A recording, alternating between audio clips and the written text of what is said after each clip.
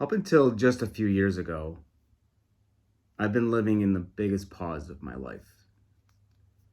And that pause began over 20 years ago when I was biking around the Charles River in Boston. I fell off my bike. I fractured my skull. I was knocked unconscious. I spent a week in the hospital.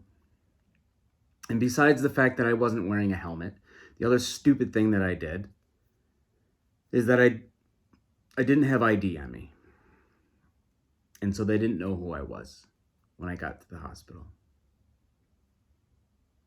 And I was labeled a John Doe. And I don't like telling that story. I hate how that made my friends and family feel. But as I look back on that time, I can't help to think to myself that it's possible I was losing my identity before that injury. And there were many pauses along with that large pause that got me back to who I knew I could be. And it started with a slow path of speech therapy right after the injury, where I was learning how to read and write again. I was literally living in the definition of the word pause, which is a momentary stop in action or speech. I was living in that moment. And there were other pauses like not being able to drive, not being able to drink. There were pauses in my senses of not being able to smell well or taste well. There were pauses in my professional career. There were pauses in my relationships. And I knew I had to listen to all of those pauses. And I eventually decided to take one of the bigger pauses and move back closer to my hometown. And I wasn't really sure why I was doing that at the time. I kind of had an inkling of an idea, but I wasn't sure until now. And I know that I had to move back to get back to the person I was. But at the time, it felt like starting over. It felt like I had to go back to square one and start with a clean slate. Now, when I was a kid, I could be seen drawing all the time. It was just something that I did. It brought me pure joy. And I think I was trying to get back to that person. Actually, I know I was trying to get back to that person. And part of that was to draw more. And I started drawing a lot more. And in 2012, I said, you know what, I'm going to challenge myself. I'm going to draw every day for a year. And I did that. It happened to be leap year, so I did 366 drawings that year. 2 years later, I said, you know what, I want to do that again, but I want to do pen and paper and just embrace the mistakes, no eraser, no safety net, and just draw. And I did that as well, 365 days that year. And what grew out of that time, obviously, was the joy of drawing, but also I started to develop a style, and I started challenging myself to do other things like submit cartoons to the New Yorker. And the bigger things that started to grow out of that, see, I'm a graphic designer by trade, and so I do have this love for the letter form. So I started to come up with these quotes and these positive sayings and these inspirational things. And I firmly believe that positivity fosters creativity, and creativity fosters positivity. And I was living in that reciprocal journey at that moment. And I think I still am.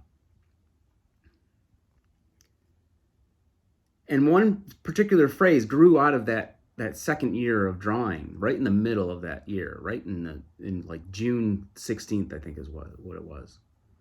And it was a sunny summer morning, and I was watching the sunrise off my back porch, and the rays of the sun were going through the trees and glistening off the dew that was on the leaves, and it was creating these long shadows on the ground that were getting a little bit smaller as the sun was rising. And I was listening to all the birds in the area and how they were celebrating that day. And in that calm morning, I started to find the favorable pauses. And a phrase entered my brain like a whisper in the back. Find wonder in the ordinary is what it said. Find wonder in the ordinary. And that became my drawing that day. I wrote that down and it became my drawing. It's actually on the wall behind me, framed. And I latched onto those words for years, and I had it in my, metaphorical back pocket. And it eventually became the title of my first book, which was a collection of stories. And it always surprises me. It always surprises me that I have found this salvation within words and not images. And after that book was published and shared and celebrated, I knew that wasn't the end of it. I knew that I had to go further. And since then, I've published another book. I'm currently working on a third one. And I'm taking my words further in helping others with organizations like Love Your Brain, where I volunteer for their retreats and help others who have had trauma injuries. Because I'd like for those people to get to their salvation quicker than I did. It's taken me almost 20 years to do that. And I'd like to shorten that for others if I can. But I would like to say that that long pause of mine has come to a close. Once I started to find my words, once I started to find my voice, and combining that with all the drawings that I do and all the creations that I do, and all the pauses in between, I do feel like I've found my identity. It's something I thought I lost at some point.